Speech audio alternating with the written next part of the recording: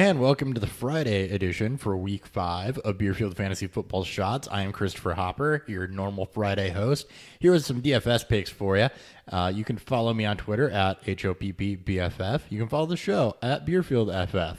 Find the podcast, Beerfield Fantasy Football, Google Play, iTunes, Stitcher. Anyway, let's get into some DFS picks. Hopper's Weekly Beer Money DFS Picks. So as always, simple format to follow. We'll have a pay for guy, a guy that's expensive, but he's definitely worth the money. We'll have a safe guy, so somebody in the mid tier. It's got good floor, might not blow up this week, but shouldn't crap your team.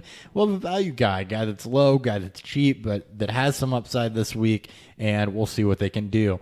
Starting with quarterbacks, pay for is going to be Aaron Rodgers. He's got a great matchup against Dallas. Dallas has a good enough offense to keep this game close, keep them throwing. Should have his linemen back, should have most of his offensive weapons, but Ty Montgomery's hurt, so they're going to throw the ball. They're going to throw the ball a lot. He's going for 8,100 in DraftKings. He's my quarterback one this week. Safe play, friend of the show, Carson Palmer. He has had exactly one game this year where he's thrown for less than 48 attempts. He's had one game under 300 yards. So he's got volume.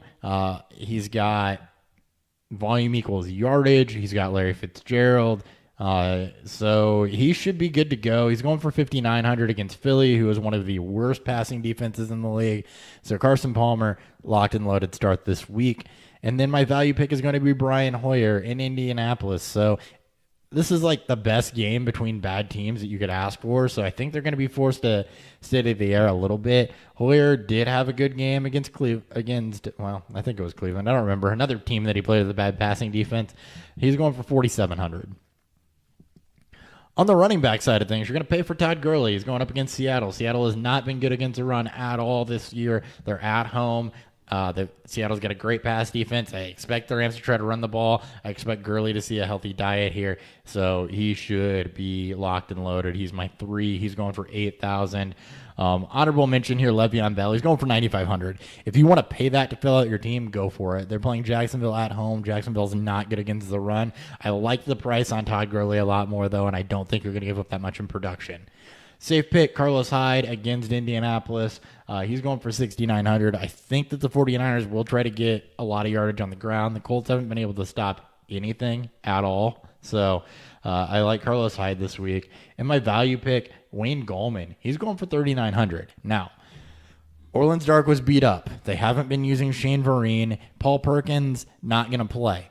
The Giants have a bad offensive line, but Gallman has been efficient in the chances he was given, and I think that he's stacked to have a pretty good game. The Chargers are not necessarily good against a run. They have a good pass rush, but they're not great against the run. So I really, really think that Wayne Gallman at 3,900 is an absolute steal. Allows you to load up some other parts of your lineup here. Honorable mentions for the value, Elijah McGuire, Bilal Powell. They're going to be splitting work for the Jets against Cleveland again. And Amir Abdullah. Carolina's bad against pass-catching bats because the Lions haven't been using Theo Riddick as much. And Dwayne Washington isn't playing this week, so Amir Abdullah should still be in on the goal line. At wide receiver, my pay for is going to be Jordy Nelson. He's my wide receiver 3. As everything I just said about Aaron Rodgers, apply it to Jordy Nelson. He's going for 8,100. Larry Fitzgerald, he's playing the Eagles. The Eagles are giving up 6 receptions and 108 yards on average to slot receivers. So he's locked and loaded. They have a terrible passing defense. He's going for 6,800. Honorable mention, safe pick, Des Bryant. If the Cowboys do have to throw the ball, because it should be a shootout, which probably means it'll go for like 12 points, but if they have to throw the ball, Des is going to be the guy. Des is a wide receiver 1 when he's not playing good cornerbacks. Julio Jones, A.J. Green, both had great games against the Packers. I expect Des Bryant to be able to do a lot of the same this week. And value pick, Mike Wallace. He's going for $4,000. Jeremy Macklin's got a hand injury. Hand injuries are bad for wide receivers. Ben Watson's dealing with a calf thing. Oakland has a terrible pass defense. Mike Wallace is going to be the guy there if Flacco's going to have to throw it. As far as tight ends go, you're going to pay for Jimmy Graham, 4,900 versus the Los Angeles Rams.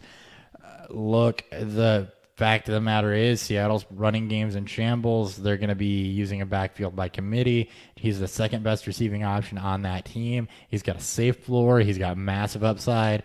And the Rams have not been good against the pass really at all. So Jimmy Graham, lock and load him, 4,900. He's my tight end pick this week. Safe pick, Evan Ingram. So the Giants have been, Eli's been passing a lot since Odell got back. Evan Ingram will work out of the slot, as will Sterling Shepard. So the Chargers, not necessarily a great pass defense. Great pass rush, not great pass defense, though. And the Giants have been trying to get slant routes over the middle. It's exactly what Evan Ingram's designed for, and to work the ball downfield. $4,000 should be a safe pick. My value pick this week is going to be Austin Seferian-Jenkins at Cleveland. He's going for $3,500. He is the best weapon the Jets have. Cleveland is traditionally terrible against tight ends. He's got a floor of about five receptions. So he should have upside if you need to save money on your tight end position. Defense, special teams. Detroit's playing Carolina. I don't necessarily love any defensive matchup this week, except for the one that comes after this. But Detroit's going for 3,200. They have overachieved, but they could be missing Tahir Whitehead and a couple linebackers this week. Caution here. I would kind of stay away from upper echelon defenses if you can. But Detroit's probably the safest this week if you're going to go that route. Baltimore is the one that I really, really like. I think this is the best value in any of my picks this week. They're going up against Oakland with a backup quarterback. And they haven't been able to get anything going on the ground. They still want to limit Marshawn Lynch. I think that this is an awesome matchup for Baltimore for $2,900. I think that they're a great defensive play this week. And if you're looking for value, again, not anything here that I really liked, but the Chargers against the Giants, they do have the ability to create takeaways. New York has a bad offensive line. Los Angeles Chargers do have a really, really good pass rush. So at $2,500, they could get you some cheap points if you want to save money here. But again, I think Baltimore is absolutely the way to go with Carr out and EJ Manuel starting. Hopper's weekly DFS lineup. And as far as what I'm rolling out my lineup this week, I'm going with quarterback Carson Palmer, running backs Todd Gurley, Carlos Hyde, wide receivers Larry Fitzgerald, Des Bryant, and Mike Wallace, tight end Jimmy Graham, flex play Wayne Gallman, and Ravens are my defense special team. Hopefully, last week we did better. Still got a cold performance out of a wide receiver or two. So the NFL is a weird thing, man. So we'll see how we do this week. As always, you can follow the show at BeerfieldFF. Follow me at HotBFF with 2 Ps. Nick Sparks will be with you guys tomorrow. He'll have in and outs and news. And we will catch you guys next time. Cheers.